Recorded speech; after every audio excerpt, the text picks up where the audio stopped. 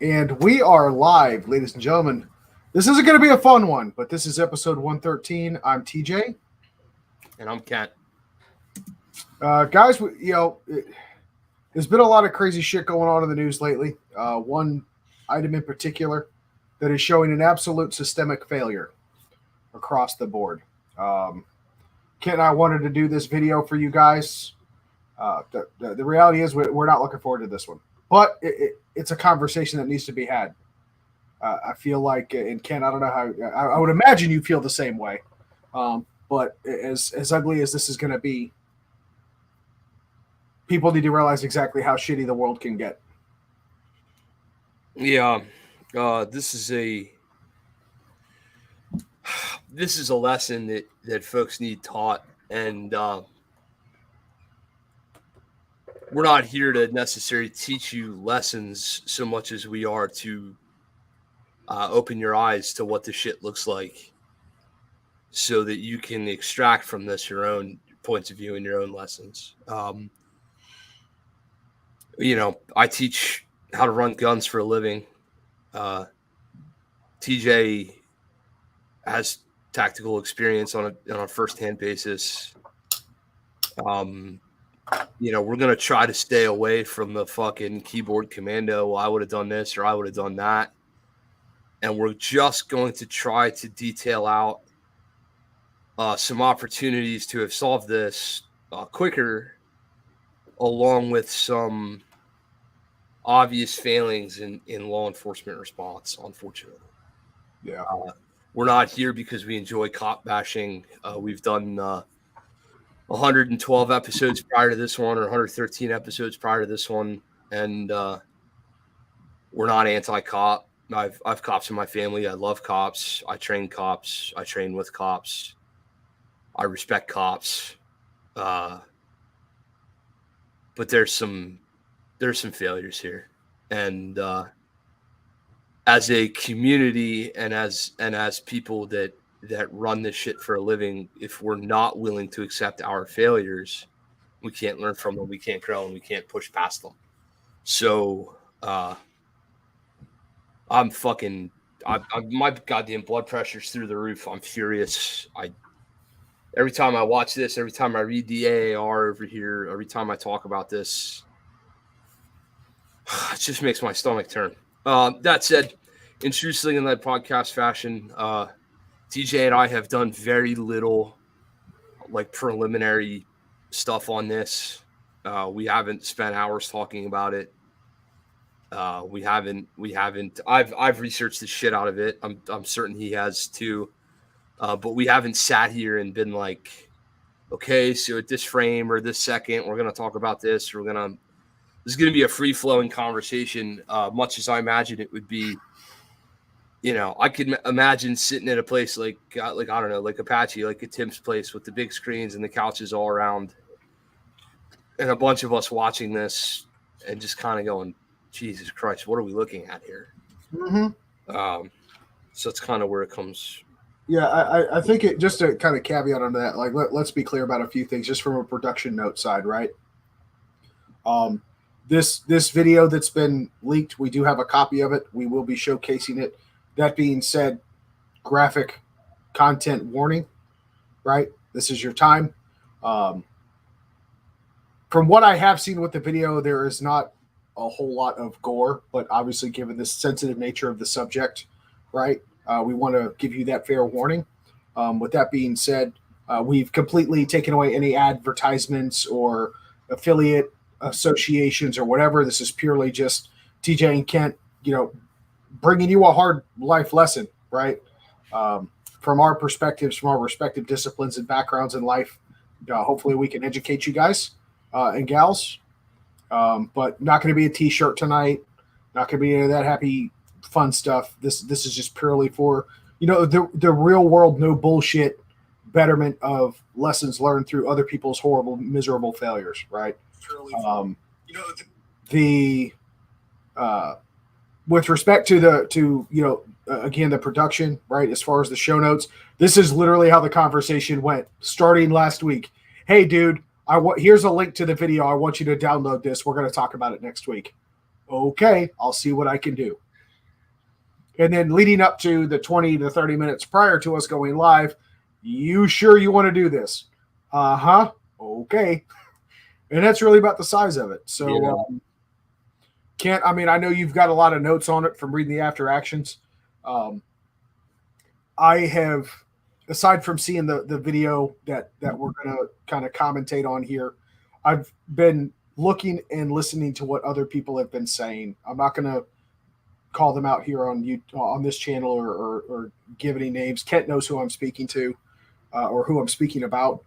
The reality of the situation is, I mean, there's some really interesting rumors going around. At this point, I don't know what to believe anymore. So we'll see what happens, and hopefully the questions that I'm going to have are going to shed some light on that as well. So, Kent, you want to get into this thing? Yeah, sure. All right. So, folks, just for reference, right, this is a very long video. There's still a lot of dead time, right? We're not going to try to skip over too much, but we'll try to get to some of the more pertinent spots. Be respectful of your time and really kind of get to the heart of the lessons learned, right? But where we're picking up in this video, right, very early on in the beginning, what you'll see here is the suspect. And by the way, as we're sharing this file out over the broadcast, if I pause and start it, it will blank out a little bit, but just bear with us. So where you're seeing is what's red circled here. This fucking horrific piece of shit murderer just drove a truck through that fence. This was the initial crash at the beginning of the case. Yeah, we will not be glorifying this individual, nor will we be saying his name, by the way. I don't even fucking know his name. Fair enough. Yeah, so our guy here has crashed into, quote, a dry canal just outside of school grounds. You see these two individuals moving towards him. There were initial rumors that these guys were law enforcement officers or resource officers. That is not the case. They're actually employees from a funeral home. So the matter of fact, this camera comes from the business that they operate. Yeah, they even have it in the tagline. If I wanted to be respectful of what and whatnot, but yeah, this is security camera footage from the funeral home. Apparently, at that moment, these two individuals receive incoming rifle fire. And begin to run back towards their business. Thankfully, those two make it back to their business and are able to call 911 and don't lose their lives. But in the center of that circle is our shitbag, who has already killed his grandmother and is moving towards the school. His vehicle is wrecked. He's about to scale about a 6 foot tall chain link fence while carrying a rifle and some bags. Yeah, so he just threw the bag over the fence. About simultaneous with this, a female who's in the AAR as female 1 has propped a door open with a rock to go outside, presumably out to her car or something like that. Quick aside, it's very common for folks in schools to prop doors open real quick to walk outside. But she did have the presence of mind to run back inside, remove the lock, and lock that door behind her. So here's your first camera footage from the school. You can see our guy walking across. Simultaneous with this, in the audio that we are not playing, you can hear the terrified screams of teachers instructing their children to get into classrooms and hide and lock down. Obviously, they're reacting to the fact that there were multiple rifle rounds fired, 35, 50 yards outside the front door of the school.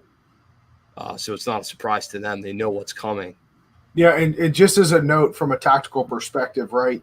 There's usually an argument over suppressors, right? The gun grabber community is generally a big proponent of being anti-suppressor as well, because you wouldn't be able to hear if the bad guy were coming, right?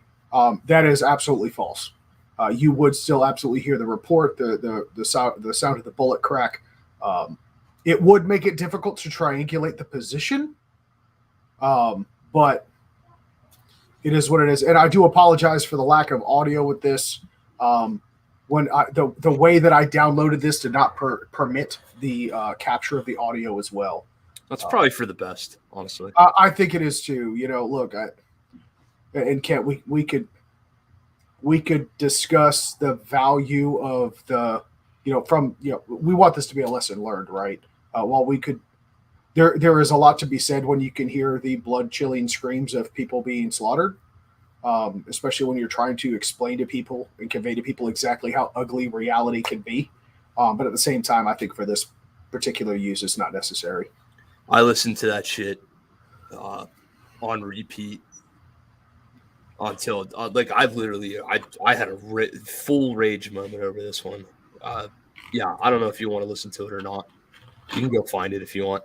So about this moment, according to our AAR here. By the way, AAR is After Action Report. I should give credit where credit is due.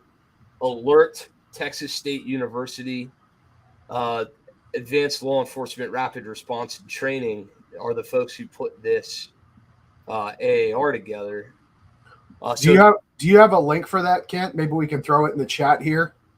I can look it up while you commentate. But you could probably beep boop it up. Do me a favor, give me a pause here, please. Sure. Thank you. So Alert. I got emailed a copy of this. I'm not entirely certain. There's a copy of this that's like public. Give it to me. What is it? Alert. The Robb Elementary School Alert, Texas State University AAR is what this is called. Yeah, so anyway, let me see what I can find. If I can find it, I'll grab it. Yeah. So anyway, about 45 seconds prior to the frame we're looking at, there's no need to go back and forth, but 45 seconds ago, this young man was still outside that door on his way into this school. A law enforcement officer from Uvalde had him in rifle sights and requested permission from his supervisor to engage the suspect, asking for a green light, rules of engagement and all that. Apparently in their SOPs, they have to ask for green light if they're going to send rounds from a rifle, et cetera, right? That individual asked for permission to shoot this individual according to this AAR and did not receive that permission. Now, it was originally stated that he was denied permission. This AAR actually says that his supervisor did not respond or he did not hear. So the law enforcement officer asked, hey, boss, can I shoot this asshole? And did not hear a response. So he turned to look in the direction of that individual who he was asking a question of. And when he turned back, this young man had already entered that building. It does not mention, I don't know cops' names. I don't know who the guy was. I don't know his rank. I don't know his skills or experience or whatever. So he had this individual in his rifle sights. And he did not take a shot. He asked for permission. He didn't take the shot. Why he didn't go sprinting in the direction of the door that he just saw this guy go in, I'm not certain. And I'm also not certain that he didn't do that because we don't see it on video here. Don's asking a question, why did you need permission? Rules of engagement, right? So, TJ, you've operated under rules of engagement. Do you want to speak to what that means? Yeah, so rules of engagement are a series of doctrinal policies and procedures that are put into place as standing orders. It usually takes arguably an act of God to modify these. In our case, it was a 2-star general or above. Whenever we were in Iraq, Afghanistan, similar rules and regulations applied. The reality of the situation is guy moving towards school, and this is, I get it. I fully get it.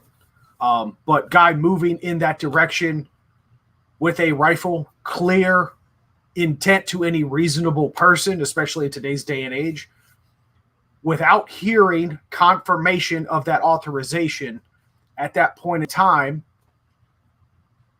he was not actively murdering or trying to murder anyone. Right? And it even says, I can only imagine that in the course of that exchange where officer with line of sight, sights aligned on target, and him requesting that permission, dipshit here probably could have cleared easily 50 yards from public property to school property and into the building, right? Before that authorization would have even been given. Yeah, Right. I'll read this for everybody's clarity. Prior to the suspect's entry into the building at 11:33. Yeah, so I'm 6 seconds off here. Prior to suspect's entry into the building 11:33, according to statements, a Uvalde police officer on scene at the crash site observed the suspect carrying a rifle outside the West Hall entry. The officer, armed with the rifle himself, asked his supervisor for permission to shoot the suspect. However, the supervisor either did not hear or responded too late. The officer turned to get confirmation from his supervisor. When he turned back to address the suspect had entered the West hallway unabated. Now, I think this is worth noting here, because and we were talking about this before we went live. The number of officers that responded ultimately to this entire situation. I'm looking at the headlines right now. In the last 2 days, 2 different numbers have been reported, and they're quite, one specific one's a bit ambiguous, but 376 officers between local, state, and federal. Border Patrol was on scene, right? So any reference to federal officers will be reference to the Border Patrol agents. Can't, unless your notes say FBI was on scene. I doubt it. They can't mobilize shit in anything quick enough, right? But 376 is the specific number we're given. Within the same time frame, so within 2 days, which is when these headlines were reported, there are reports stating that nearly 400 officers, or exactly 400 officers, were on scene in total. Now, we could all argue, I think probably the biggest question on everyone's mind is why the fuck didn't somebody do something sooner? The reality situation is the amount of chaos that ensues when no one takes clear command of a situation, you end up with bureaucratic shit and delays like this. My argument on the fact that since we are 11 minutes and 33 seconds into this clip, if I'm going to armchair quarterback the fuck out of this thing because I've got kids that are school age. By the way, because of this shit, we have taken my kids out of public school. Shit like this, not this particular incident. Yeah, well, shit like this, but this particular incident was the straw that broke the camel's back. Was it? Yeah, it absolutely was. All right. The Mrs. and I talked about it. The kids will be homeschooled for the foreseeable future until we can find an adequate school that actually has their shit together. And frankly, we can't watch this video, and I don't want to be a cop basher, but until I can have that concern abated and that trust can be regained, they will continue to be homeschooled. Right? Yeah. Who could blame you? Blanket period. That's the way it's going to be. But there is a lot of chaos when there's nobody that takes command. Now, but again, I'm going to armchair quarterback this. I've got, line of sight. Find a fucking jury that would convict me. Yeah, I'm shooting too. Find a jury that would convict me. Yeah. Right? Yeah, but you and I will know that the training impacts everything we do.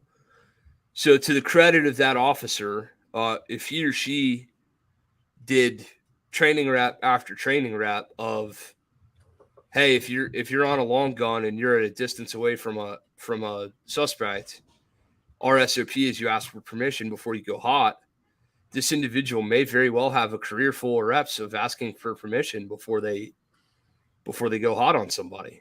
And I will say that in some of the research that I have been doing, one of the things that has been reverberated, regardless of the resignations and the mea culpas, which are not going to bring these kids back or the teachers, but one of the things that was a resounding theme was the complete lack of training for something of this size and scale. Yeah, that's obvious. There's a lot of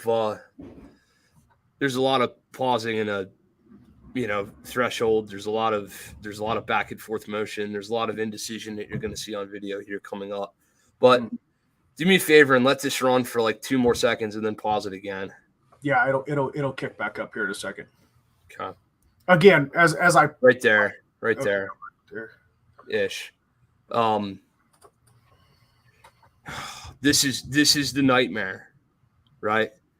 This is every parent's, every teacher's, every community member's, every dad, every mom's fucking terrifying nightmare. This is evil incarnate in what should be the most sacred and the most safe and the most comforting fucking place that we can put our babies. This is what it looks like, folks. Guy walking around with a rifle in your kid's school, who already committed an atrocity, who jumped through all the holes in our all the hoops in our legal system, and this fucking piece of trash managed to pass 2 federal background checks some goddamn how. And after enough fucking SSRIs and goddamn video games and enough involuntary celibate bullshit, he's now hunting our children. God, this is what you're looking at. How any human who saw him walk into that building is not bursting through that door behind him on a dead sprint, I do not comprehend. I don't get it. I genuinely do not get it. How any of those, I'd have drove a fucking car through the door. How somebody's not immediately chasing him down and posting up on that L shape by the freaking soap dispenser there is beyond me. I just don't get it. Anyway, moving on. Or help. You want me to hit play again? Yeah, I'm sorry. I don't mean to be like he's the only one with control of the video, so I'm not trying to treat TJ like my video bitch. But he's the only one who can do it. Here's maybe the worst scene of the whole thing.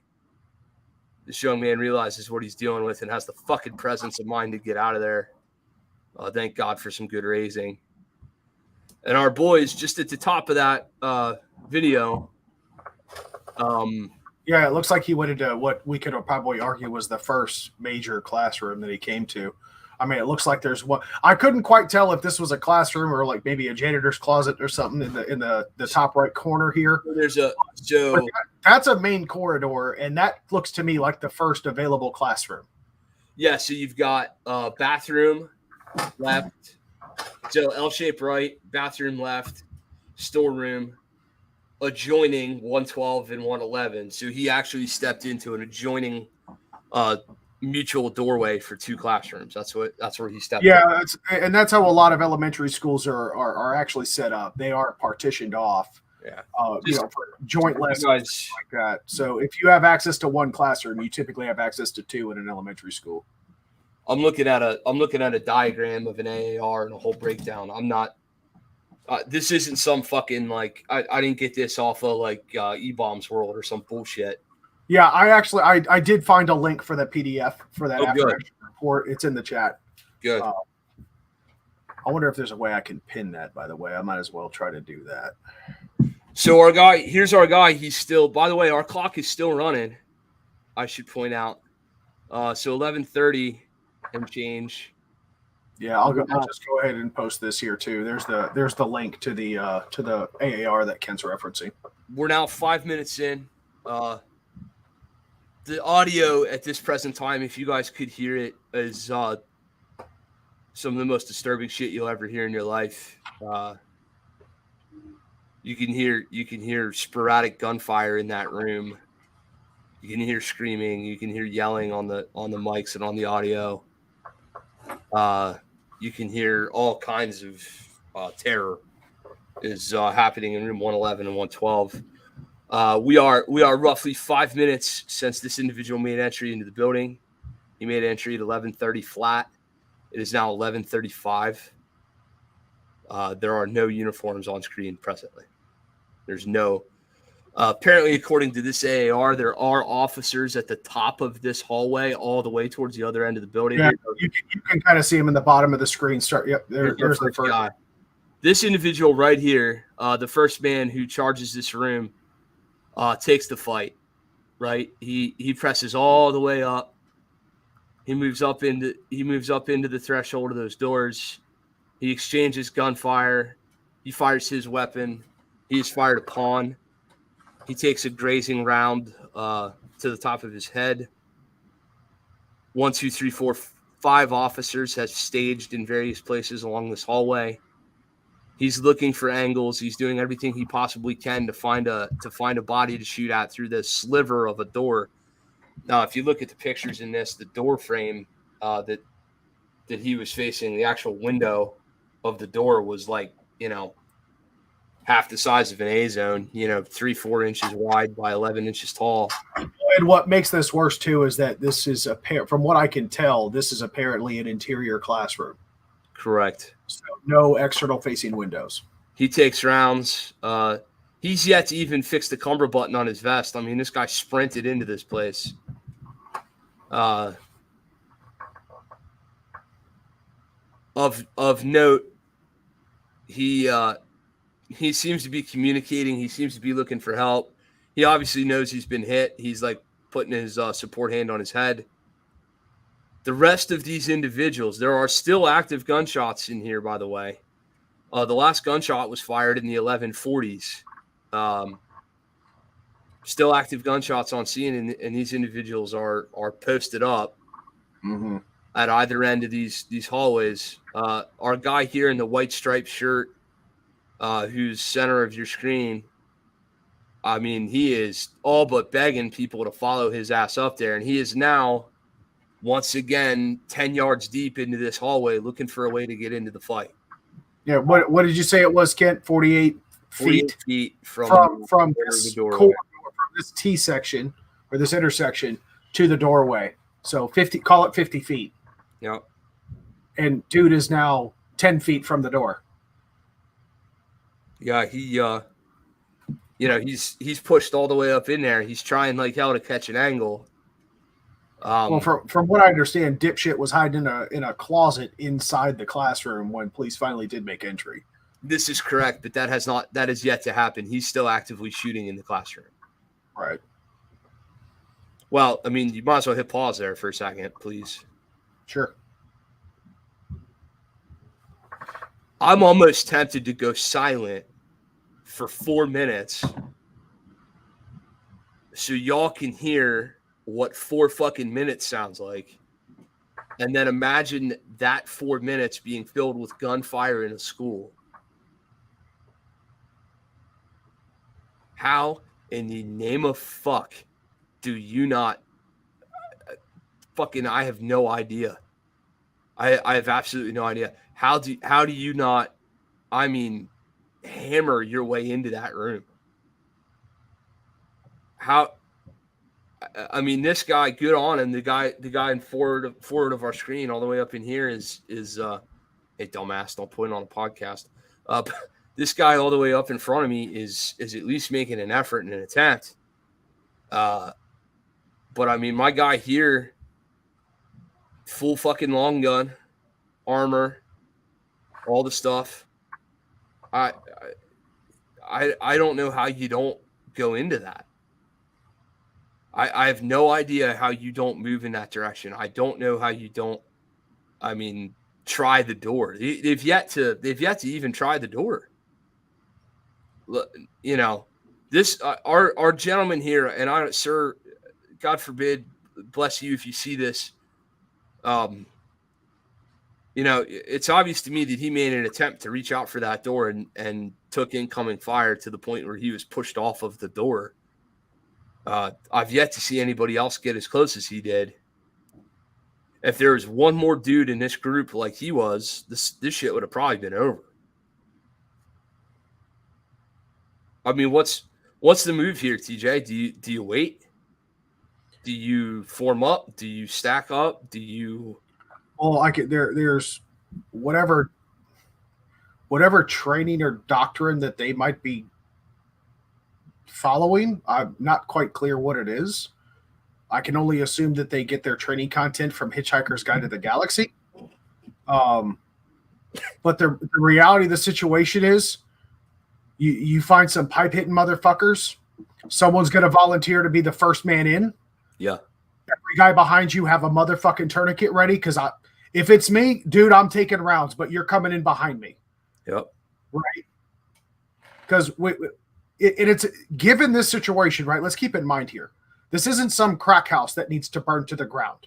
This is a school full of children. These are the epitome of innocent lives. Right? Yep. If you are going to sacrifice for anything, this is it. Right? So it's stack the fuck up on me. And no bullshit. This is a conversation that I had with the school resource officer at my kid's previous school. Hand to God, I looked him in his eye. And this was right after Parkland. Yep. I remember. And when the coward of Broward County, right, failed to do anything and failed to act. I looked him square in the face. I said, it takes me 7 minutes to get to this school going the speed limit. I could be here in 5. If something like that happens, you either stack up on me, meet me inside, or you arrest me. But I'm going into that school. Right? He gave me his cell number. Yep. Right? Mad credit to the school resource officer at my kid's school. I have the utmost respect for that guy. Right? But in this case, if it's me on the scene and I'm the cop and I've got, Kent, Zach, and Don and whoever else behind me, stack up, boys. It's time to go. Let's do it. We're not fucking waiting. And if need be, I go. If you had any goddamn training. If need be, I go in alone, and that's 1, 2, 3, 4 more bullets that ain't going into a kid. Yeah. Yeah. Right. It's just the fucking way. You gotta wonder what I wonder, and I genuinely wonder this is, did these gentlemen? Did they have prior knowledge of the school? Had they ever been here? Did they know where they were in the building? Were they aware of the layout of the room? It's easy, right? I'm looking at this diagram, and in that room, you basically the adjoining classrooms are basically one big center-fed room. As most classrooms are. Right. So yeah, and they do that for fire hazards. Right? They want a very clear entry and exit point, even if it's just a door from an interior classroom. They don't need a bunch of like half walls and decorative shit to get in the way that kids might trip over, bang themselves on, or whatever have you, trying to get out of the room. Right? Yeah. The way, like, it's not super hard for 2 or 4 guys to work a center-fed room. It's uncomfortable. There's a gentleman on here whose name I won't say because he's talking in the chat or whatever. I don't know you, sir, personally. So on my audio that's going to be published, I won't say your name. But you're talking about needing ballistic shields and how they're scared of the AR-15s and all that stuff. Number one, like, hey, dude, it's your job. But number 2, I would encourage you to do some, and I don't know your background or your level of experience in this either, but, get some force on force reps, go feel what it's like, to take incoming gunfire in a force on force scenario. I'm absolutely going into that room. And yes, sir, you are absolutely correct. The individual laying in ambush if he has any idea what he's doing, he's in a point of domination. And he does have a very distinct advantage, but that's okay. You have to press the fight regardless of that person's advantage. You just have to. You can't not. Anyway, we can let this roll a while. Sure. And sir, on the chat here, I say the names of guys I know in person. I don't know you in person, so I'm not gonna say your name on here, but don't take me argumentatively. I'm a little more ginned up for this than I normally would be on my podcast. I promise you, I'm not in the best of spirits doing this. So if I sound like I'm being a dick, I don't mean to be. Well, and I mean, and I would even suggest, with reports, let's just go with a low number, 300 cops on scene. Yep. No one decided to bring up a ballistic shield and push. Yeah, when they did finally bring in shields, they brought shields up to this first threshold, this like where this gentleman is standing on screen right now, fucking with his cumber button. They brought shields up to this point. Our guy here is kind of peeking into the hallway. From this end that I can see right now, this is changing, but here for several minutes, there were no muzzles in this hallway. This guy could have eaten their lunch coming out of the doors too. But there's no muzzles in the hallway. These guys have their guns down in like a even worse than position soul. Finally, I'm gonna call this guy Old Cowboy. I don't know your name in person, but I mean, my man is crawling on his fucking hands and knees. He wants it so bad. He wants to get up there. That would make the third time that he has made an advance towards the door, if not up to the next corridor. I'll tell you what. There's 4. There's number 4. He's moving again. He's pushing up into that room. If from a morale standpoint, if I found myself moving in the direction of that door, and on my collar I felt somebody I trusted's fucking hand pushing me forward, I'd feel a whole shitload better about what I was about to do. I know that. Mm-hmm. I can't imagine having to do this alone, and I hate the idea of it, but it's something you have to be willing to do. And keep in mind, folks, we find out later this guy still probably doesn't 100% know this. He took a grazing hit to the top of his fucking head. Our dude here, like he literally took incoming gunfire. White shirt. Yeah, white shirt. Our man, right? He's waving and pointing and pushing and trying like hell to get guys to come with him. So we're at 11:41. Dispatch asked via radio if the door was locked. UPD responds, I'm not sure. So real quick, Todd, just for frame of reference here, at this point in time, there were not 300 on scene. Let's be clear about that. Correct. In total, throughout the totality of this engagement, which let's remind everyone, the cops were on this we'll call it a standoff. This standoff took place over the course of an hour, right? We still I'm sorry, I don't mean to cut you off, but I'm watching the timeline. We're 3 minutes away from the last shot fired into a child.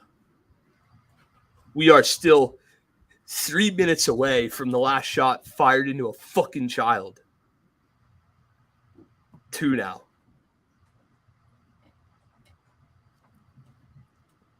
I'm sorry. I didn't mean to cut you off, but I'm trying to like follow this and follow the video and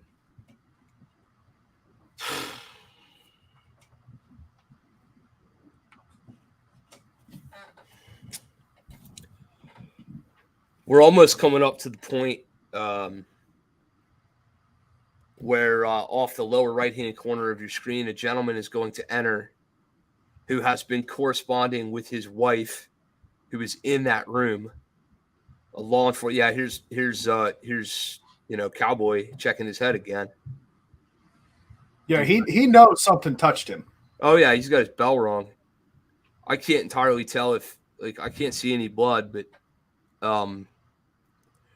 here coming up, our guy is about to tell his colleagues that his wife is in that room and been shot. We're still coming up on that. Man with long gun is checking Mr. Cowboy, saying, "Jesus, dude, you got shot." Yeah, Don, I believe you're right. I believe he is bleeding on video here. Here's our guy. Nope, not him. I believe the next guy to come up on your screen who has a handgun is the guy whose wife is in that room. Here's a gentleman who's pressed a long gun into the corner. He's taken aim on that door frame. God willing, he would have pressed up to that second threshold and cut that angle again, then pressed up to the fourth threshold. The last shot fired into a child still has not occurred yet, by the way. It has, as of now, is the last shot fired into a child. Notice, at this point, these gentlemen are all almost fucking deaf to the... Like, I don't even see any physical reactions to the gunfire.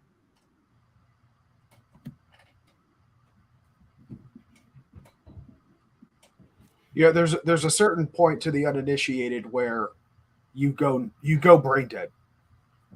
Your brain, it's honestly a state of shock. It truly is, and I will say that.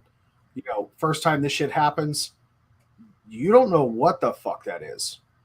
You train and train and train and think and think and think you know, but until it actually happens, you never know. Actually, you never realize exactly how you're going to respond in those types of situations. Clearly. Right? Huge proponent of force on force, right? I remember going through basic training, having, you know, simulated, not just gunfire, but simulated artillery rounds thrown near us so that we could hear the whiz or the whistle and the explosion. The first time that shit happens, you're like, what the fuck was that? Like, and I mean for real. Like, I remember being in a very open base in Iraq during my first tour in 2003. The first time we had incoming rounds hitting our base in the middle of the night, we were like, what the hell was that? And then the third one hit, and you're like, oh shit. All right. Some of us took off running to go wake everybody the fuck up to get them into the bunkers because we were all in tents. There was no hard cover. The hard cover was literally a backhoe, dug a hole in the ground. They put boards over it, covered it with sandbags, and that was your hard cover. Right? But we got people in tents, assed out of sleep, 1, 2 o'clock in the morning, and me and my buddies are hauling ass doing a 500-meter sprint across the base to wake everyone up and get them into cover. Right? Jeez. First time bullets whiz by your fucking head. You don't know how you're going to react. Right? What I am seeing, though, in a complete absence here, is only one of these guys seems amped up. Yeah. I don't see fear. I don't see nervousness. I see, well, what the fuck do we do? Like, what do we do? Yeah, Cowboy is communicating with guys at the other end of the hallway, trying to manage a crossfire. I remember about this time in the audio, he's talking about crossfire as a potential. You know, meanwhile, this individual, yeah, Don, that's a great question. Who is in charge? The chief of the school district police force is in charge. You don't see him on video. Nor do you hear him on audio because he doesn't have a fucking radio. That's in this document too. Yeah, and there was commentary and, again, rumors that I spoke to earlier that clear indications on what was happening were not being conveyed. There were pockets and rice bowls of information and valuable battlefield intelligence that were not being conveyed across all the different radio communication, all the different communications equipment, right? At that point, if anybody has a reasonable suspicion that school is in session, yeah, I don't. Or hell, the fact that while these are interior classrooms, so it makes sense we're not seeing a bunch of people running up and down this hallway, right? We're not seeing an evacuation in this corridor. But I did see video from other angles, right, where there are cops that are shuttling kids out the windows, right? Very clear indication that school's in session. Yep. Press to the fight. Quite clear. If this dude would have gone into an abandoned school in the middle of summer that just so happened to be out for the day or for whatever fucking reason, okay, sure. Yeah, surround him and wait for him to run out of fucking water. Yeah. Like, my question would be, what the fuck is he shooting? Yeah. But press the fight, dude. These are kids' lives here. Yeah, keeping in mind that the first children were engaged with gunfire, and the first two teachers were engaged with gunfire now 18 minutes ago. So at any time during this video and during this countdown that we're watching here, I mean, we're literally losing kids. Like we're literally watching the time click as we're losing kids. Yep. Any attempt to respond with, you know, if they run in here right now and ice this dude at 11:50 flat, you know, if they run in and smoke this guy at 11:50, that's 20 minutes of kids bleeding out, which we know is a long fucking time as it is. But God help you when the coroner's documents come out and you find out at what point some of these children expired and how long into this endeavor some were still alive for. And those of you that want to push a gun control agenda want to talk about if it saved just one kid's life. There's a fucking room full of them dying. Go pick one. Oh, but only the cops should have guns, right? Well, they ain't doing nothing with them. That's exactly. This right. fucking guy on the left side of the threshold has looked at everything but that hallway. He is I mean, God forbid he's holding a fucking 15-year-old piece of shit, but he's holding a rifle, and I'd be happy to have it in this endeavor. Our man here at this corner, I mean, he's doing a good job of incident containment at the very least. He's got his sights on the fucking threshold of that door. He's ready to do some work, it looks like.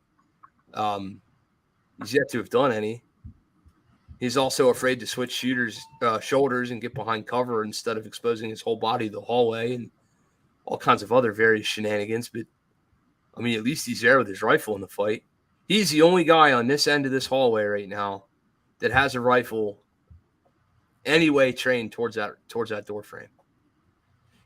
Yes, sir. The gentleman leaving his radio behind is fucking shenanigans. I almost don't believe that. That's absolutely shenanigans. It's unfortunate. I mean, let alone the radio. You've got a goddamn cell phone.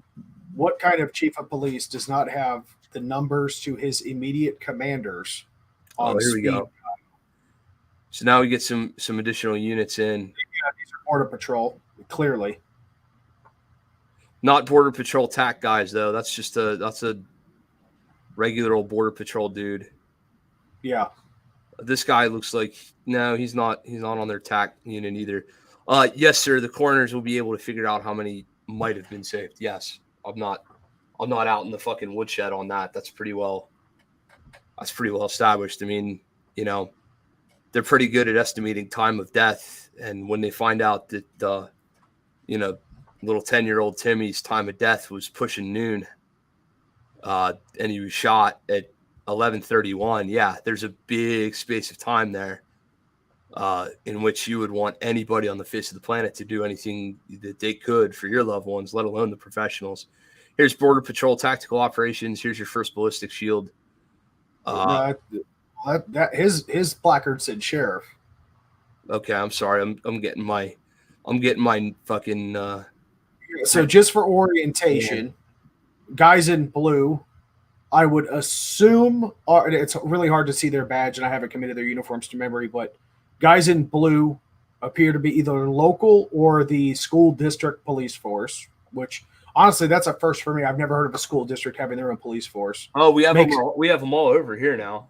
Yeah, I mean, makes sense. But even our SROs here, they actually are sheriff's department. They're sheriff's deputies, and they actually work for the sheriff's department. Here, they don't report to the school. But go ahead. I'm sorry. Let me help you because this answers somewhat answers. 11:51:20. So about 2 minutes ago, that time's up. Law enforcement from various agencies, including Uvalde Police, Uvalde Central Integrated School District Police, Uvalde Sheriff's Office, fire marshals, constable deputies, Southwest Texas Junior College Police Department, and the United States Border Patrol have all arrived on scene. So those are the agencies that are present. So Border Patrol's in green, I think guy in the tan at the bottom of the screen here, where he's covering the top side of the dude behind the shield. Yeah. That's your sheriff's deputy that brought in the ballistic shield. I mean, Jesus Christ, that hallway's covered. Grab the goddamn ballistic shield and kick that motherfucking door in. Yeah. Yep. The gap in time of death here is astounding. I mean, and this video is not even a quarter. It's just about to be about a third over. There's all sorts of milling around in this hallway yet to be done. And presumably by this point, we know that our shithead went and hid in a closet. In the absence of shooting, we don't know what he was doing in that room.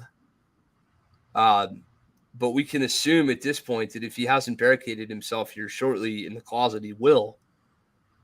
Meaning that what we have down the hall 50 feet in front of us is essentially a room full of dying victims and no active fight. And we have a lull.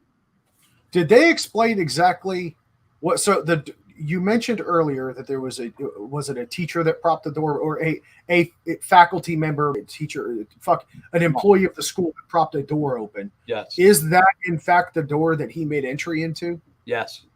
Okay, so because here's what I've been trying to piece together. How in the hell? Like, because I could see shit like this happening when you or I were in school. Oh, I can tell you right now, you don't want to hear it, but I can walk you into schools all over these multiple counties right now. Right. But how is it in today's day and age that anything like that, any door that's left propped open under certain, like during hours, right? How is it not treated? This is going to sound really fucked up, but how are these schools during in-session hours not treated like a prison? Well, I can tell you right now, they are at the front door. At the front door, yeah, but like, hey, this door gets propped open for too long, a fucking alarm sounds. Oh, yeah. And it trigger a lockdown protocol where the doors are barricaded, right? Yeah. Aside from the fact that the dipshit went right into the classroom. Yep. Right? The classroom door lock had failed. And so really? And so had the exterior lock. Here, I'll read for you. See, did the exterior lock fail, or was it bypassed because somebody propped the door open? Well, it was originally here. Let me read. Let me not like speculate or stammer through it. 11/27/14. Female teacher F1, female number 1, exits the exterior door in the west hall, propping the door open with a rock to prevent it from closing behind her. See figure 2. I'm looking at this end of this hallway on figure 2 here. Suspect becomes involved in motor vehicle crash, dry canal. Suspect engaged both employees from the funeral home with a rifle. They fled. Female 1 returns through the west entry, deliberately kicking the rock from the door jamb. Female 1 pulls the door shut, continuing to look out of the exterior door as she's frantically communicating on her cell phone.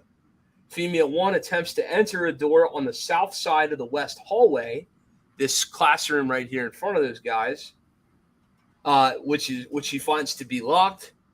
Eventually, she's able to convince female number 2 to let her into that locked classroom. I'm paraphrasing at the end, but bottom line, classroom number 111 and 112 are shut but not locked presently.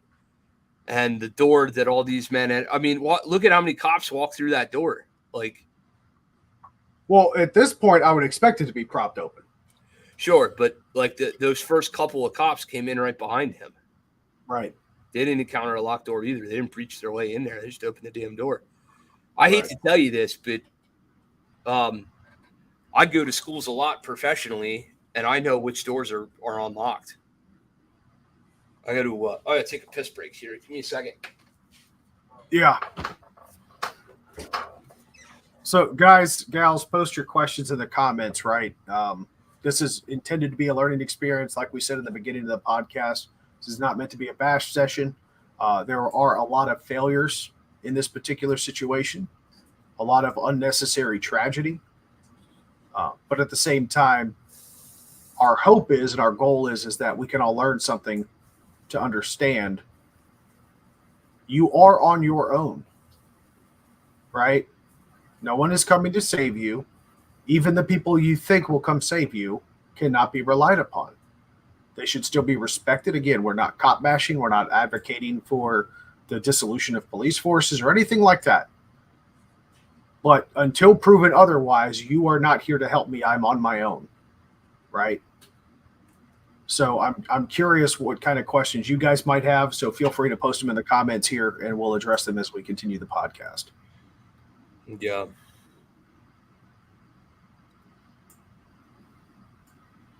Yep. So we're pushing what 1160. Yeah, 1160. Well, 1159 specifically, but yeah. So they're clearing that door. They're looking in that classroom, getting those other people out. 11. Yeah, there was appeared to be one civilian in that room. 11:56:49. DPS special agent puts over the radio. There's still kids over here. We need to get the kids out. 12:03:51. Second ballistic shield arrives. We're not quite there yet. Third shield arrives on the scene.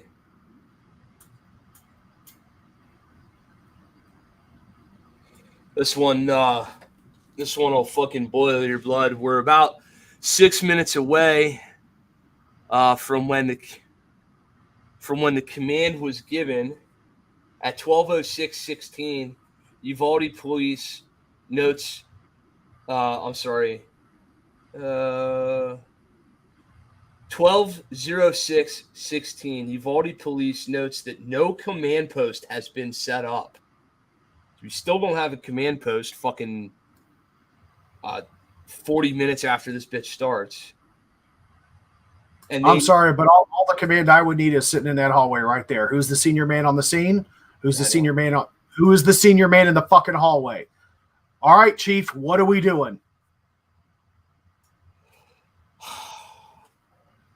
Then at 12:06, they advised that they needed additional bodies outside to keep parents out of the building. Yeah, so wouldn't this be about do they document when the marshal, because I believe marshals were on scene as well, because the marshals are the ones that arrested the woman who wanted to get in and get her kid. They detained her, put her in cuffs, eventually released her from the cuffs, and she went in and got her kid out. I do think it is important for context that her kid was not in that classroom, but her kid was in the school. Oh, this fucking fries me. I didn't read this one. 12:13 flat. Dispatchers received a 911 call from a child explaining that there were several children and one teacher deceased in room 112.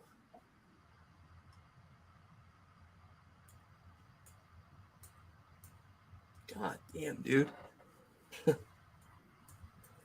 Oh. So we know there's at least one child still alive in that fucking room.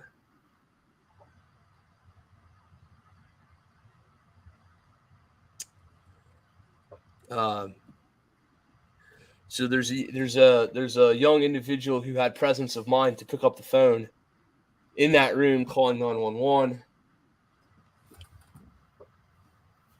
Bortak is still yet to be on scene, not Border Patrol. Bortak, the tactical unit. Yeah, can we clarify that, please? Yeah.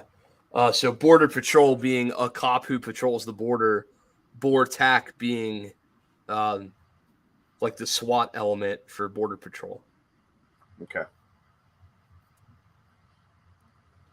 That's what this says here.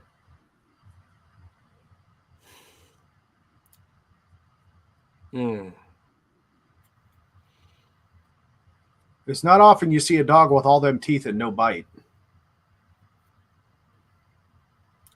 Yeah, there's a lot of guns in that damn hallway. A lot of armor, yep. And a lot of armor. Yep.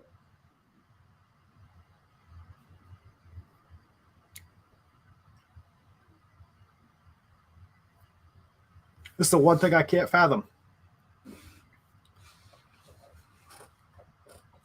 Yeah. That's the one thing I can't fathom. Right? Violence of action. Right? None of it. There's none of that going on. You're armed and armored as best as you can, short of being in a motherfucking tank. Yep. Oh, there's another shield. Yeah, let's just prop that up against the other shield because no one's using it.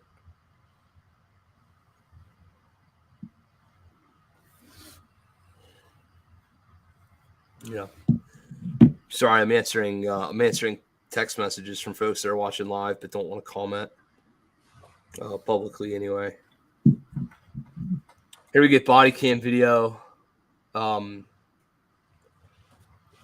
This gives you a better perspective of what you're looking at in terms of like point of entry and stuff. I mean, there's ballistic shield number 3. Yep. I can't imagine the conversation is going on out there, but I'll be honest with you, like, it looks like they're talking about the fucking Knicks game on TV or something. Like, it does, you know what I mean? Like, I just don't understand. Here we have body cam video. Yeah, is there any commentary in the alert report about what's going on in the body cam? Timestamps 12:05 and change. Officer Gazaway, it looks like.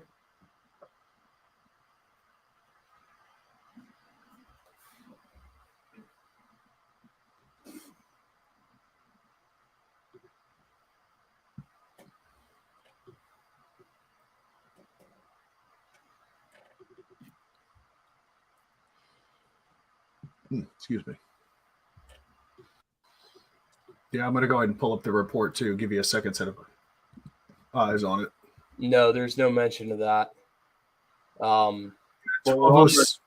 we're almost coming up to his last 4 shots.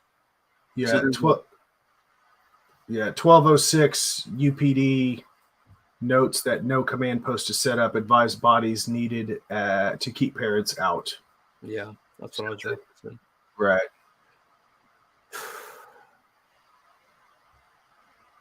We have a ballistic shield with nobody using it, just chilling. Just hanging out.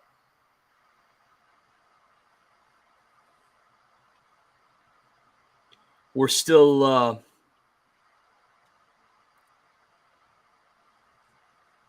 15 minutes away from his last 4 shots. Now we start to see something that I want to comment on in specific. In the bottom of your screen center is a man in workout shorts and a t-shirt who, to me, appears to have not been on duty today, who put some gear on and showed up in the fucking school, right? Standing in the middle of the hallway, leaving the completely vacant barricade to his left. Yeah, I'm not sure who this cat is or what the deal is, but at least he's there. He's in like boat shoes and shorts and shit. Justin asked a question: are these ballistic shields rifle rated? Without knowing the specific shield, no, there's no way to know. I would argue, what fucking difference does it make? Yeah, it's one more piece of shit between you and the asshole. Right. But yeah, I would almost guarantee you their fucking plates are. Well, so let's just even say that their plates are not. You normally don't carry a ballistic shield. Let's be clear, these are not fucking riot shields. These are not pieces of plexiglass used to push back angry protesters, right?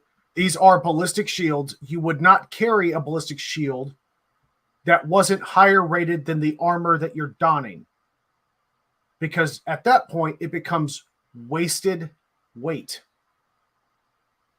If it's not going to protect you any more than your body armor will, why would you carry it? You're tying up an arm, if not 2. Yeah. and you are taking away your mobility for no perceivable tactical benefit other than don't get shot in the face. Here on the body camera, we can see what I mean, these dudes are milling around like they're talking about a football play they're about to run. Like, there's a lot of talking. There's a lot of radio check-in. There's a lot of fucking, I mean, how many human beings are in that hallway? All squared away. All, 100% as geared up as you could ask them to be. Well, in about 30 seconds, they're going to start donning gas masks. Right. And then 4 minutes after that, CS gas canisters and launcher deliverable varieties will be brought in. So I guess they're talking about, like, should we use gas or not? I don't know. I've watched this one dude like regrip his rifle 100 times.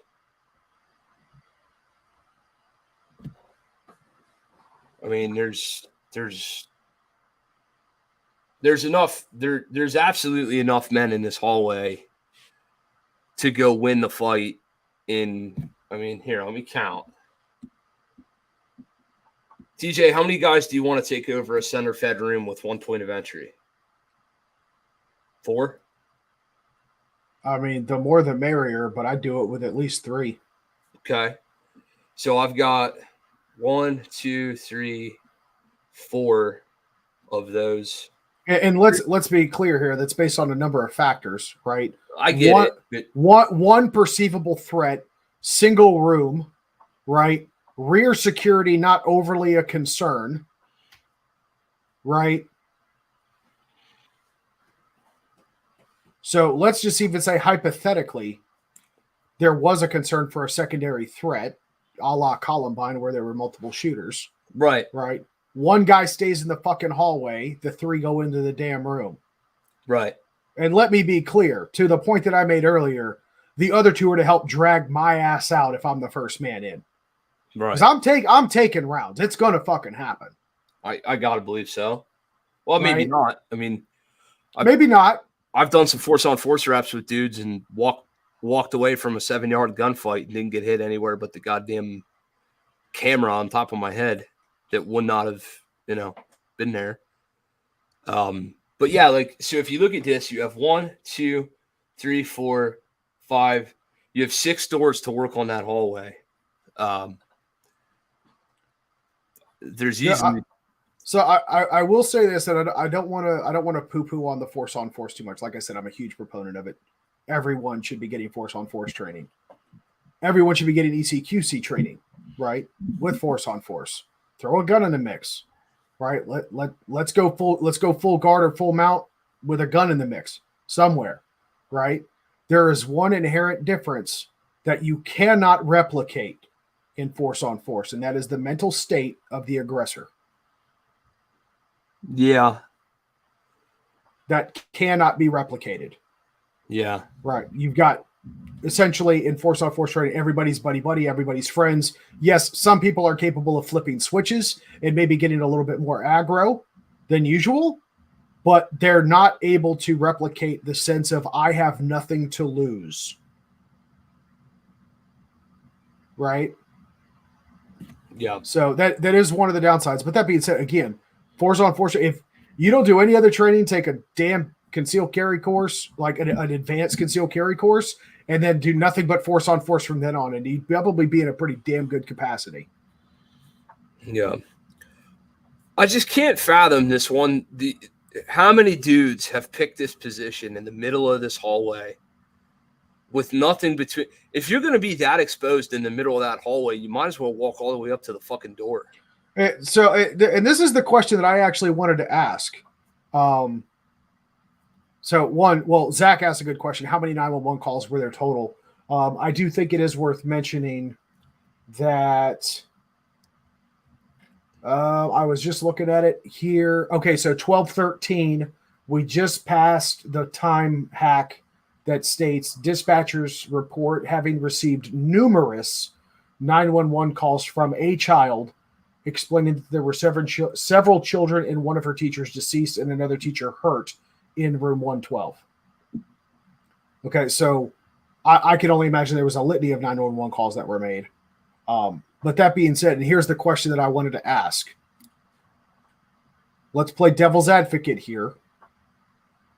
What if one of the reasons they held back, if they were not committed to making entry, them standing in that next corridor or that next door, right? How many of them stayed back and out of sight out of the risk of further infuriating the gunman and not encouraging him to shoot more kids? And that thought crossed my mind as well, and I don't have a good answer. I don't think there is a good answer, right? But I could certainly see somebody out of the 300 plus that were fucking there saying, hey, look, yeah, we stayed back because if we would have stayed there and posted up outside the door and he could see us, aside from us risking getting shot, not being committed to enter the room and end this damn thing, him sitting there just executing kids in front of us while we stood there with our thumb up our ass. Right? The lack of pressure does have a tactical advantage in some cases. That's pure speculation on my part. That's expecting me to read minds. Right? But white shirt cowboy, he backed off for a reason. I don't even see him in the view anymore. I can only imagine he's still in the hallway. All right, looks like they're starting to, yeah, they're collecting tear gas canisters and shit. That's what they're stacking up on the floor over there. Those are tear gas canisters and probably 37 millimeter or 40 millimeter less lethal. Right. Yeah, bullet sponge, that's tear gas they're stacking up right there.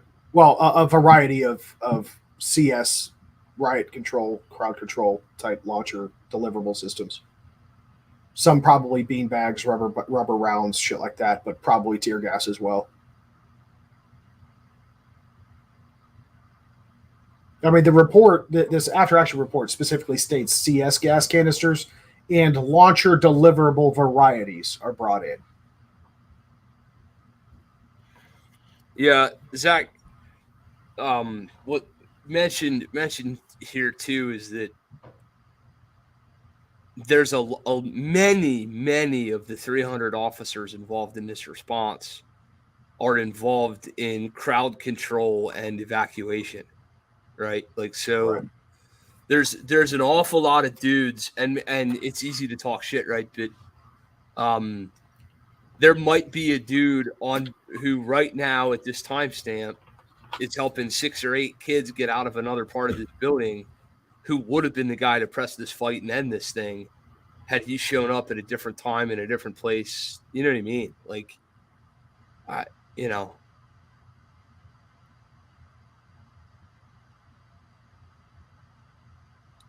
Yeah, I don't know. Maybe you're right. Don't know if you need to push to kill any more kids. He killed a bunch right off the bat. I mean, he's still not done shooting, right? There's about to be some more gunshots on the audio here in a couple minutes. He had a long pause there with no shots fired. Yeah. I listened to the audio of this numerous times. From what I can tell, the audio did not pick up any verbal communication between present officers and the individual. Like, I didn't hear any commands given to him. I didn't hear any negotiation. I don't think I'm gonna search this document for the word negotiate. Yeah, and while we're putting things, while you're doing that, just to put things into perspective, right? I want you to look of the dozen or so guys that are in this hallway. Let's assume at least one of them has kids, a child. There's certainly got to be a child sired by one of these guys in the hallway. Well, according to reports, the one guy's wife is in there. That aside, I want you to imagine those of us that are either on this show or commenting in the chat, whatever, or texting you, right? Totally want to respect their anonymity. I want you to imagine you're walking in the supermarket. You've got your kid in the buggy, and your kid is screaming their head off. They're pissed off. They wanted that piece of candy, whatever have you. And some stranger in the hallway, like in the aisle of the grocery store, just hauls off and smacks your kid across the face. Stop screaming, you little shit. Right? You'd rip that person's head off and shit down their neck. Yeah. There would be no, do not pass go, do not collect $200. You would go ballistic. I'm not seeing any sense of fervor or passion or aggression in any of these dudes. No. No one is having to be fucking removed. No one's being told to chill. There is no sense of urgency whatsoever. People move around more when they have to piss, and they've been holding it too long. Yeah, dude, I think it's at this point that if you're giving TJ orders to not go in that place, you're having to physically restrain him. I'll tell you right now, I hope you wore your fucking vest. Yeah, exactly. Well, that's actually there's a quote about one of the guys stating that his biggest regret was that he didn't climb over the bodies of his supposed colleagues. So there's one former officer who, obviously regretted not doing that very thing. Where? Speaking of which, where is the en masse resignation? Right. So we know dipshit police chief resigned. Yeah, that wasn't a fucking political play. Yeah, I'll fucking hat. But number two, how is everyone else that was involved in this that is disappointed with the performance not saying fuck this, I'm out? I don't know. So to answer an earlier question, 12:37:45 until 12:37, 12:37:45 till 12:47:25. Police Chief Arredondo attempts to negotiate with the suspect, speaking in English and Spanish. The chief also calls someone to try to look into the windows from outside.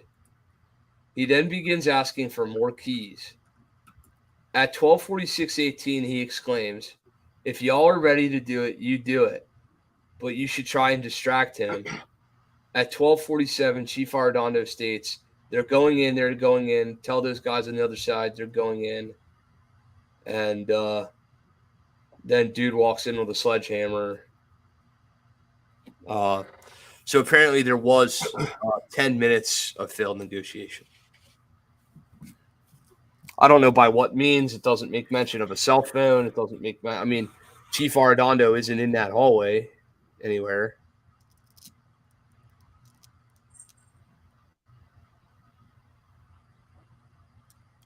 Now we start to see bodies assembling in the hallway. Any attempt not to linger in the fatal funnel is long since gone. There's fucking 1, 2, 3, 4, 5, 6, 7, 8, 9, 10, 11, 12, 13, 14, 15, 16, 17 bodies all milling around in this hallway. I mean, young man just shot again, by the way, 12:21. I'm sorry I let that pass, but 12:21 was the last 4 shots he fired. So I guess finally the shots at 12:21 got these guys like ginned up enough that now they're all milling around in this hallway. But unfortunately, for perspective, it is 12:23 and 12:50 is the breach point. So we're still 17. Yeah, am I right? I'm sorry. We're still 27 minutes away from breach. Is that kind of why they all just move up at the same time and then not do anything? I have no idea. Well, one of the things that I'm actually trying to see is exactly how many kids were in that classroom. says how many died. It doesn't say how many total were in there. Yeah, that's what I keep seeing. But I mean, these dudes are. This guy straight up is, he's got everything a Navy SEAL does. Like, these dudes are all the way there prepared wise. He just picked up CS gas to bring it forward. Now we finally get a dude with a go bag on. I hope that thing has medical in it. I'm not sure what he's got in that bag. Yeah, that looks like a med pack. See, this is the sense of urgency. This dude right here, at least, is showing me what I would be expecting to see from fucking everybody. Yeah. Get that stupid fucking backpack off and pick up a gun. I need you to fight instead of. I can only imagine what he's saying. You know what I mean? Right. Like, but you can definitely see some tension and some sense of urgency. Now my man's going to go into that other hallway, that other corridor to try to find his way into this room. Yeah, this guy in the plaid shirt here, or the plaid shirt. I think this is the guy that was doing the hand sanitizer. Yeah. This dude's like that look. He's in shock. Yeah. That dude's checked out. He doesn't know what the fuck to do. Yeah, his heart rate's fucking pounding in his ears, and he doesn't know what day it is. Yeah, but the reason I was asking about the total number of kids in the classroom, right? Assuming that not all of them were lost in this. The reason for my statement earlier about dude getting, pushing up to the hall or pushing up to the door without the commitment to go in and end the fight, right? Yeah. While dipshit fucktard shooter he's already killed several people, dozens, right, at this point. But there is an adrenaline dump that happens, right? That tactical. I'm not even giving it the delay where the cops held at that main T intersection for the hallway, not encouraging him or making him feel threatened. There is an adrenaline dump, right? Eventually your body's like, and it just like that bloodlust does subside. Now it can very easily be reignited. So I do understand that. I totally get that. But at the same time, shit, dude over here in his fucking Birkenstocks is moving up closer than most everybody else. Yeah, that's my point. He's the Bortak guy that obviously came in on his day off kind of thing. Yeah, that's a good question, sir. The gentleman here on our chat that we don't know asked about is blue checkered shirt hand sanitizer guy a cop or EMT? I think he might have a gun. Honestly, he's wearing a vest that says sheriff. Yeah. He could be. Honestly, he could have been part of a negotiation team. He looks, the way he's conducting himself and the way he's dressed, he's either an investigator, a negotiator, or he's got a gun. There's his gun. Or he's dressed like an investigator. He's dressed like an investigator. Yeah, he looks like a detective. Definitely not EMT. No, I would say not. Because EMT would have been checking everybody. Right. That's a good point, too. Yeah, SWAT man in his Birkenstocks is looking at what appear to be building plans. Yep. Trying to learn something about his environment. Get on him. This is, we're still watching the clock tick, right, fellas? I mean, we're still about to hit 20 minutes away from breach time. While we're in this lull, let me read some more of this information here. So much to go through. Well, we just passed 12:21, which I think is an important thing. I might have blanked out when I was researching. You might have mentioned this, but they started discussing tactical options. Yeah. Considerations including snipers, windows, and how to get into the classroom. They also discussed who has the keys, testing keys, the probability of the door being locked, and if kids and teachers are dying or dead. Well, I think that's fucking clear. They also do, so. Look, it's an honest consideration. Is the door locked? But nobody even bothered to get up, sneak up fucking close enough, and jiggle the goddamn handle. Right.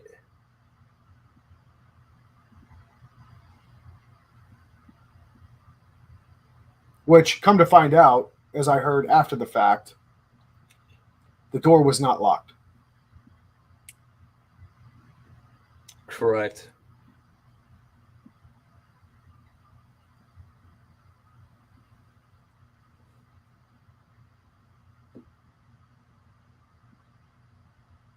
Yeah, and the closets were in the back of the classroom. I'm looking at the schematic here. Guys, I highly suggest that you download the PDF report that Kent and I are referencing in this. I've got the link pinned up here in the window here. https://alert ALERRT, that's 2Rs.org/R/31. That will get you to the exact after action report that we are seeing and that Kent and I are referencing throughout this duration.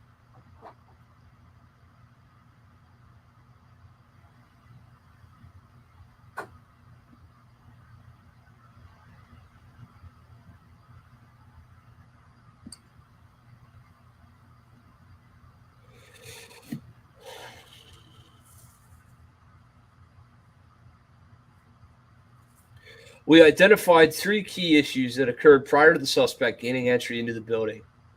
First, a teacher propped open the exterior door at 11:27:14.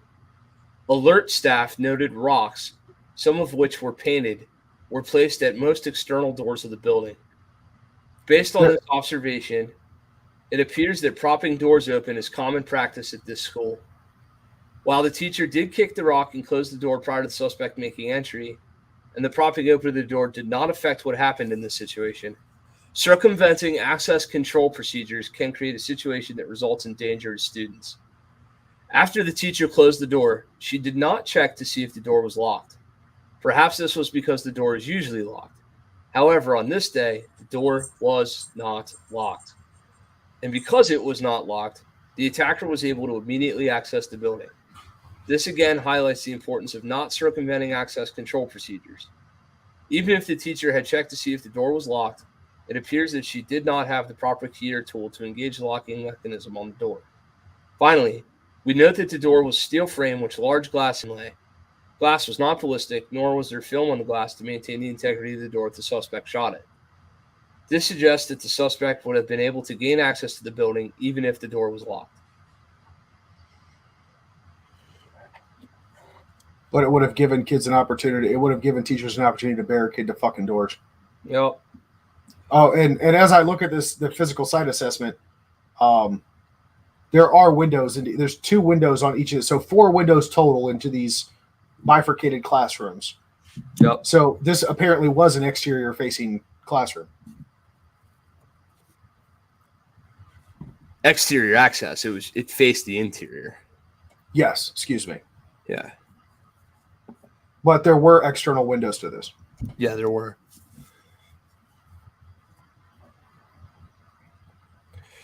I'm just astonished at the amount of men who are taking their rifles for a walk. Mm-hmm. This looks a lot like organizing a deer drive. And that's not meant to be a joke. Like, this looks like me and my buddies out milling around at deer camp talking about how we're going to get the deer. This does not look like children are dying. Yeah, and that's my frustration with this whole thing. Yep. That's my frustration with this whole thing. You insert the school environment, the school scenario, innocent lives are being stolen.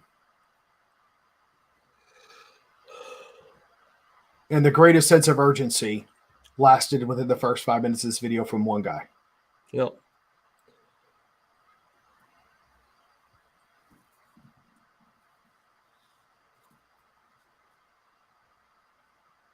The other thing that is obvious to me is that there's a clear lack of leadership. There's nobody in charge. Oh, yeah, they openly admitted that. They openly admitted that. There's not one man or one woman here who's obviously calling the shots. I mean, I don't. Do you want to speed through some of this to the breach point? Yeah. What? Give me a timestamp on that. Go to like 12:45. 5 minutes prior to the breach point. I mean, this is just full of people that milling around in the hallway. There's your EMT. There's medical on scene.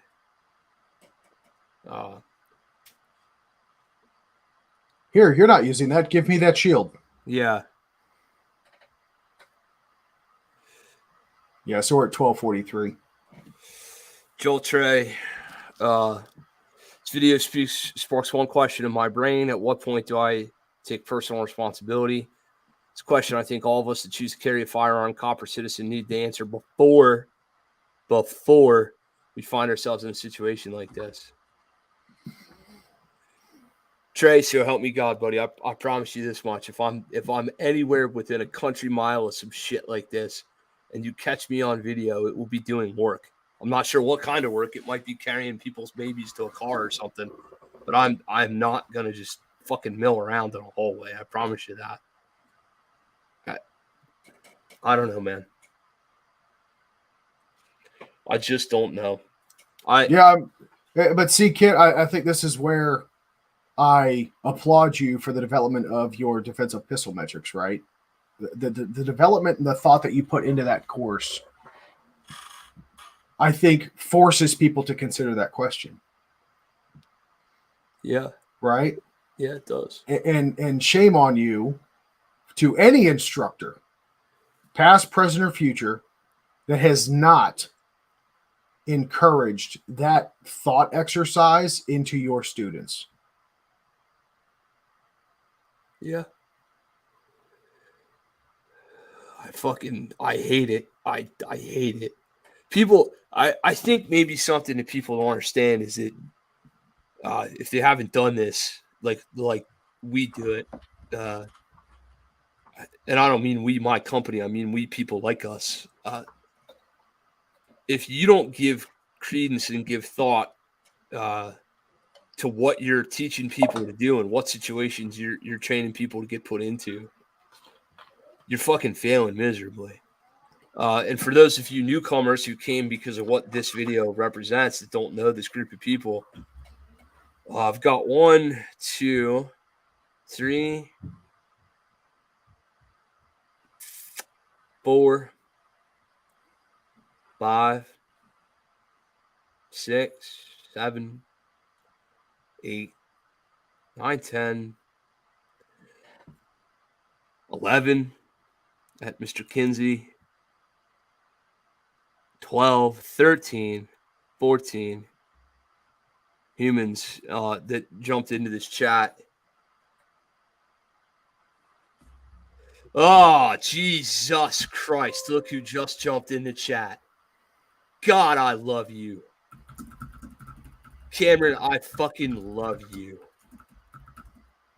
Yeah, you hear my voice, big man. I fucking love you. And I know you will take some level of humor in this. I wish your one-legged, beat-up, meat-handed ass was in this school so you could have crawled your way into that fucking room yourself. Golly, I love seeing, dude. You just, I'm not gonna lie, Cam. I'm really hating this, and you just turned my fucking heart upside down seeing your name come up here.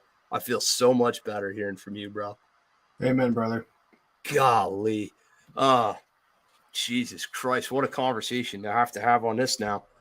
For those playing the home game and don't know who our brother Cam is, he just got yeeted off a motorcycle, lost his leg, and lost part of his left hand. And he's still in hospital as we speak. He's been there for fucking weeks. And he's watching this with us. We love you, sir. We absolutely love you, man. Honor talking to the people that are there with you. We'll catch up. We got some things in the works for you. I'm sure you know about it. But none of that matters as much as just hearing you fucking type and seeing that you're here with us.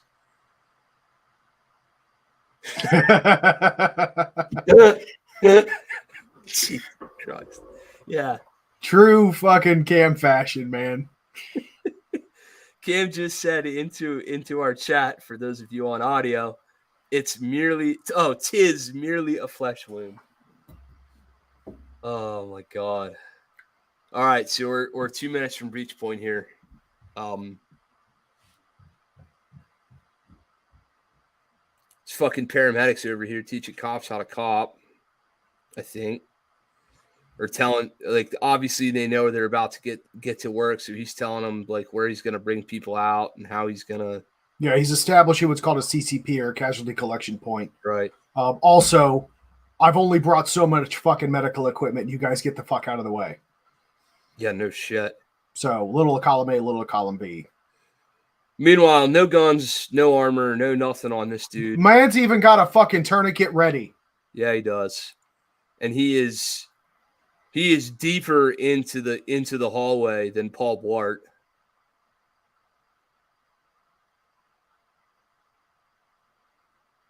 Here we go.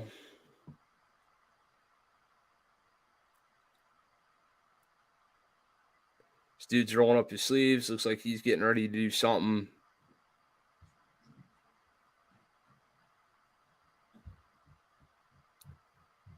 "40 seconds. 30 seconds.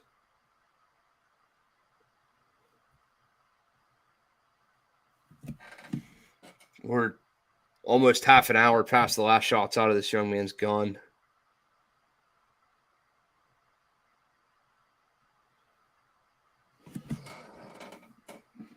Yeah, 12:50:03. Yeah, they assault the room. It doesn't take long either, by the way. Kind of proving an unfortunate point. Here we go.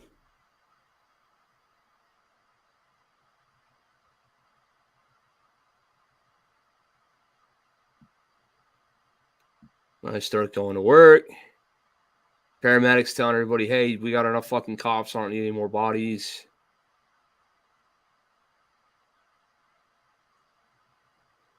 Our guy ends up in the hallway here, by the way, which is interesting.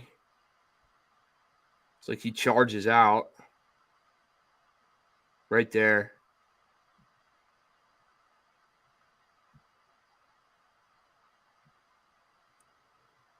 Continual bedlam. End of video.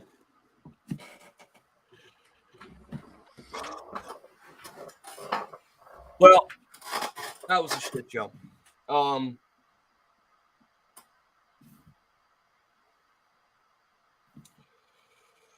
See what else. While we do not have definitive information at this point, it is possible that some of the people who died during this event could have been saved if they had received more rapid medical care. In the next part of this AAR, we intend to address the stop the dying portion of the response that occurred following the killing of the suspect.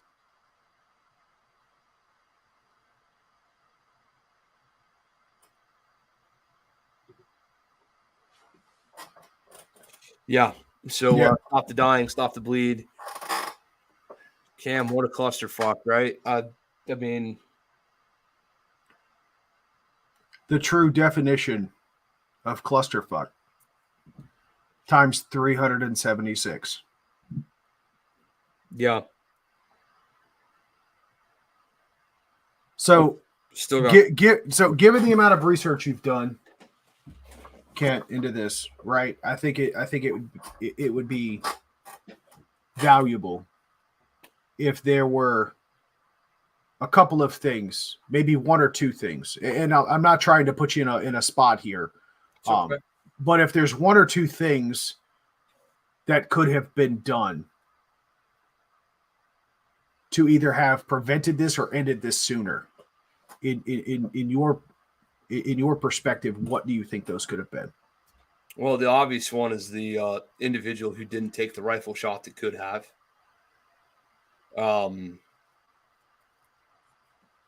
I think in those first couple moments where law enforcement entered the building and they had the momentum, they had a push.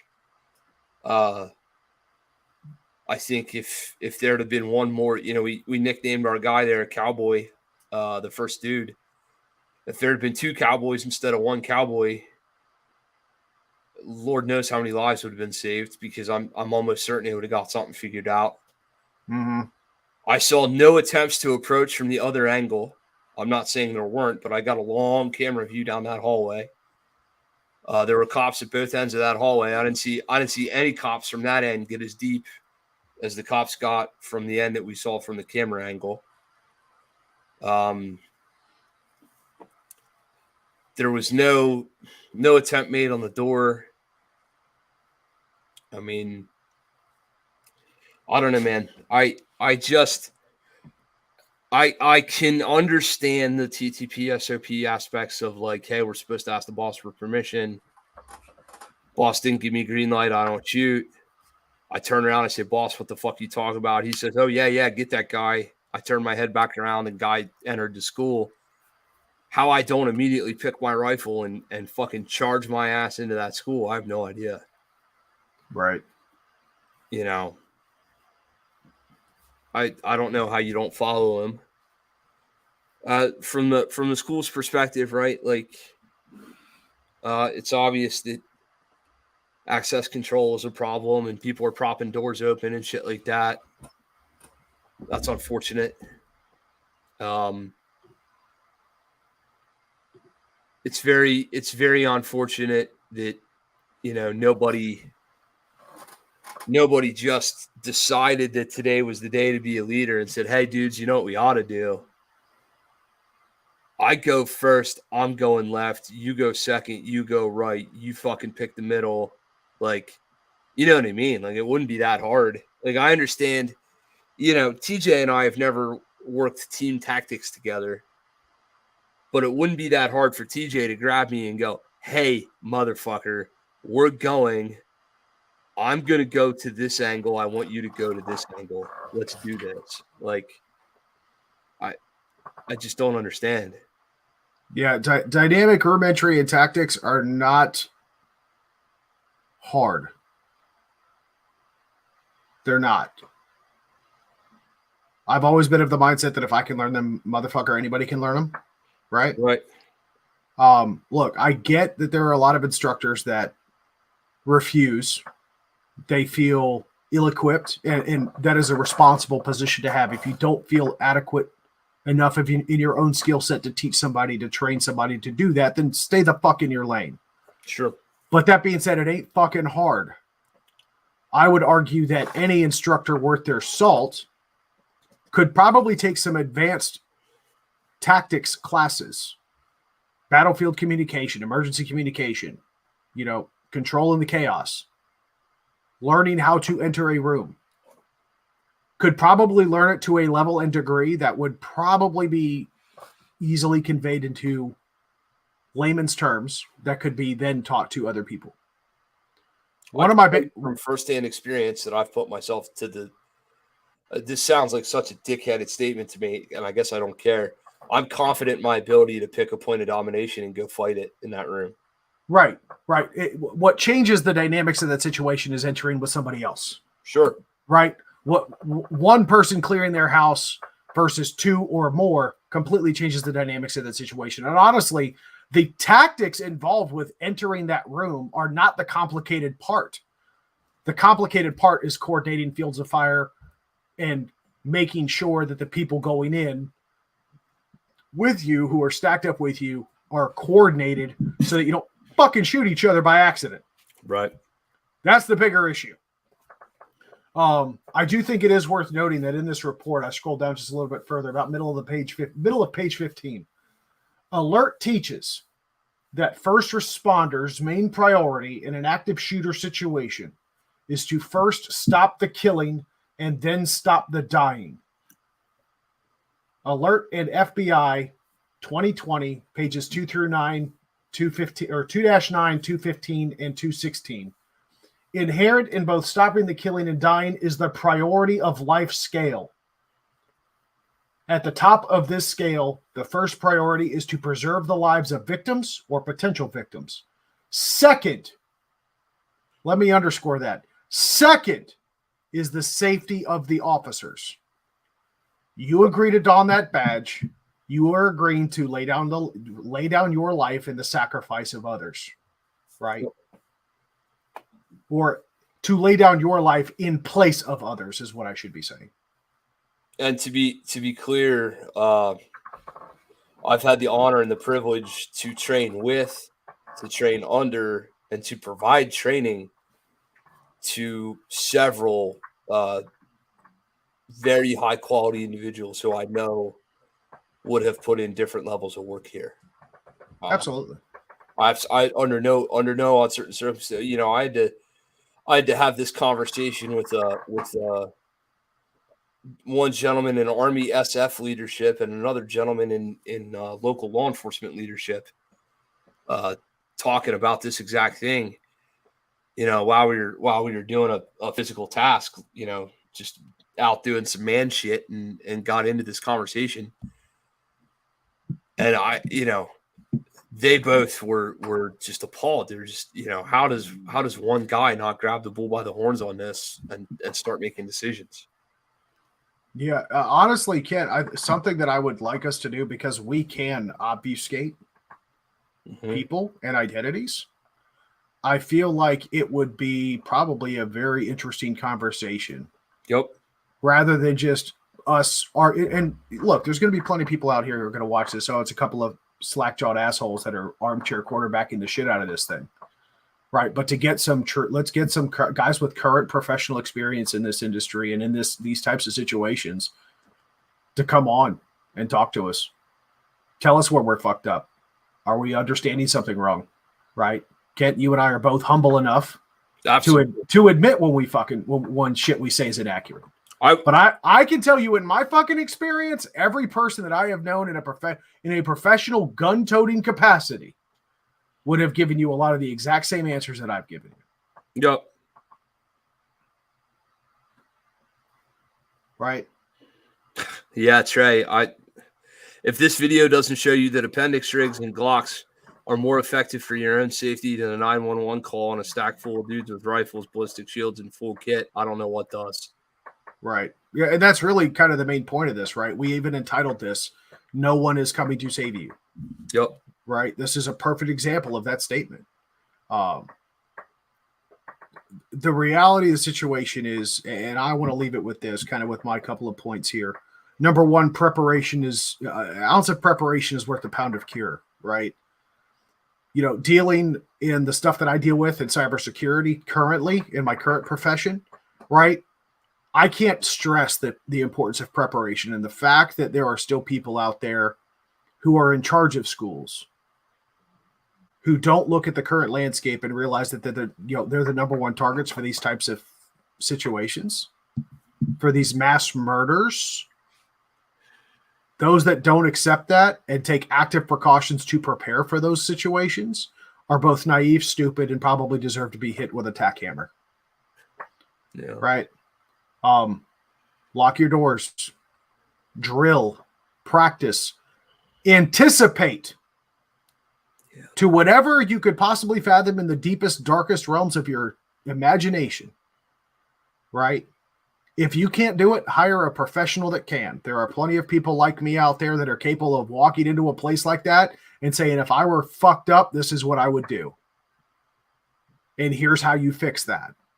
Here's how you prevent that from happening. Right? Incident assessments do not have to happen after the fact. Yep. When you're mopping the bloodstains off the floor. Yep. Right? It is what it is, right? That preparation, I can't overstate it.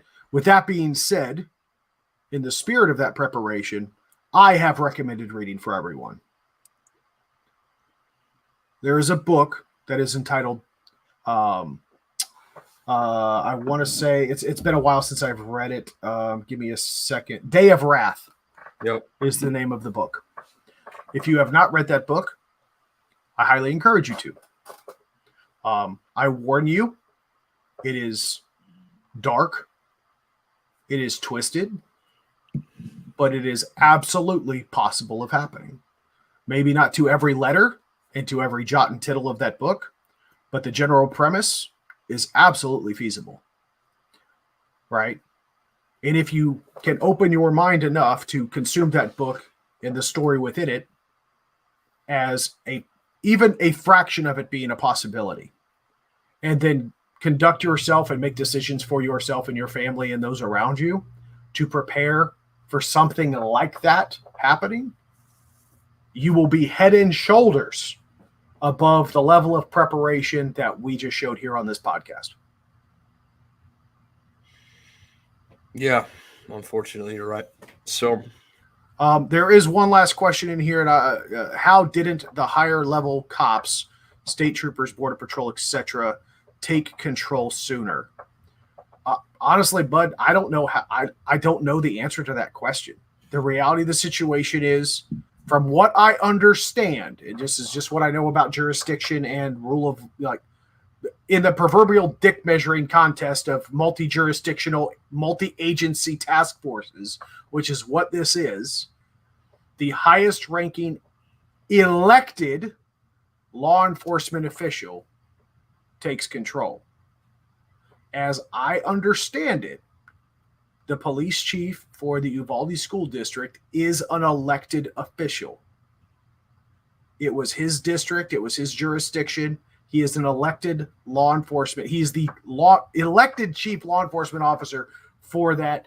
He should have had control in the absence of clear direction to the contrary. Yeah. In which case, it would have been much easier for him to step down with his head held high, knowing that he did take control and he got his shit pushed in because higher command or another jurisdictional dick measuring contest won, right? Rather than resigning in shame with blood all over his hands. I'll tell you what, in that vein, right? You could also respect the guy if he would have immediately jumped on the radio that he wasn't carrying and said, gentlemen, I'm out of my league here. I'd love it if Border Patrol or whoever took control of this. Absolutely. Like you could at least be like, I mean, imagine for a moment that, you know, I'm in charge of school security for XYZ school district and the fucking Border Patrol SWAT team shows up and says, hey, Mr. Howard, we can help you solve your problem you got here. I'm going to immediately look at your leadership and go, hey, man, you guys are weapons free. Let's get this done. How can I assist? Yeah, see, that's kind of the direction that I would have taken with it, right? I have heard it called over a radio multiple times, not to me specifically, but to my leadership, like to my immediate command who was on the ground with me, saying, hey, you are the senior man on the field. You let me know what you need. You have my full authorization to do whatever you need to do to finish the situation and get home. Right? Find the senior man in the fucking room or whoever is in that hallway. I said it earlier. Whoever the senior man in that hallway is, you have the best fidelity on what is going on with that situation. You let me know what you need. I will get it for you. Period. Your mission is to stop the dying and save whatever lives you can. Yeah. Done. Yeah. So can you do me a favor and roll back the video back to where the young man is entering the school? Yeah, give me a second while I pull it back up. Just for fucking what I'm about to say. Sure. This is something that we've put an awful lot of time in. And something that I've subjected myself to an awful lot right here. This is perfect right in here. So on screen in front of you is the fucking devil incarnate walking into a peaceful sanctuary. If you have not had a discussion with your wife, your children, your daughters, your husbands, the people you care about, and thought through some preeminent decision making about what will you do when you are faced with the fucking devil himself, I'm sorry.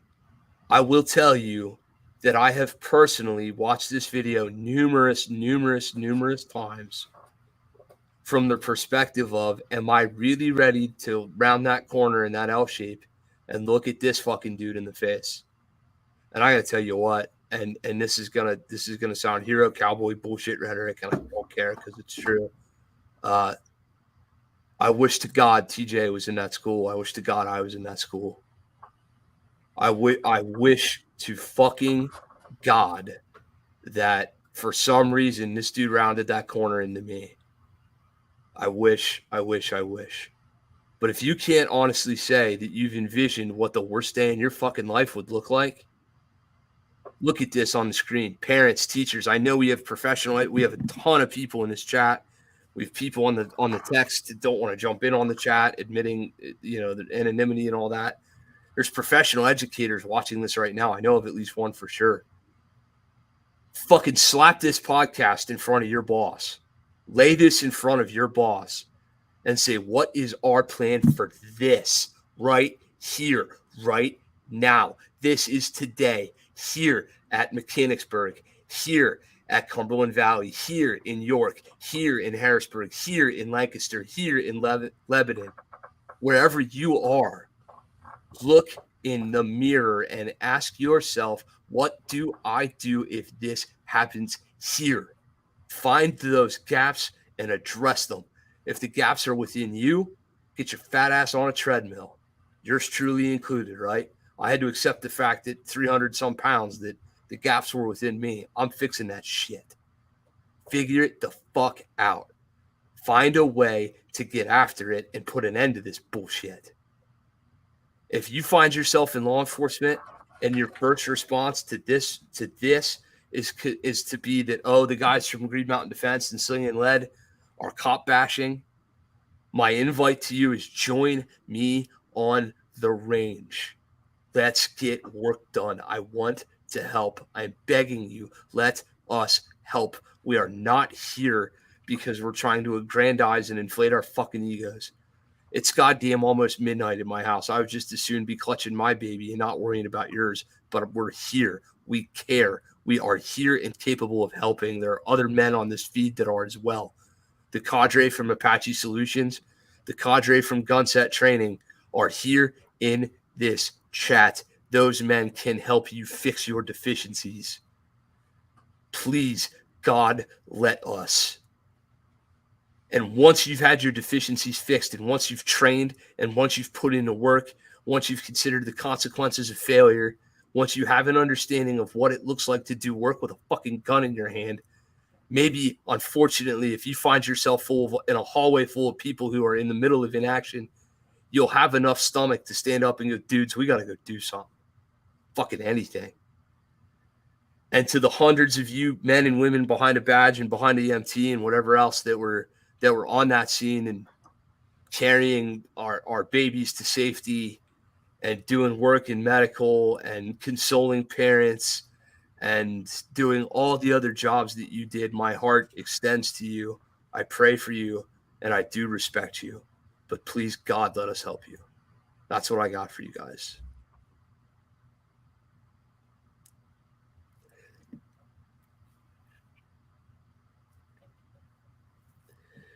That's what I got. That's all I got. I'm fucking furious. That's all that's needed, bud. We mean it, guys. Do the work. No one else is coming. Till next time.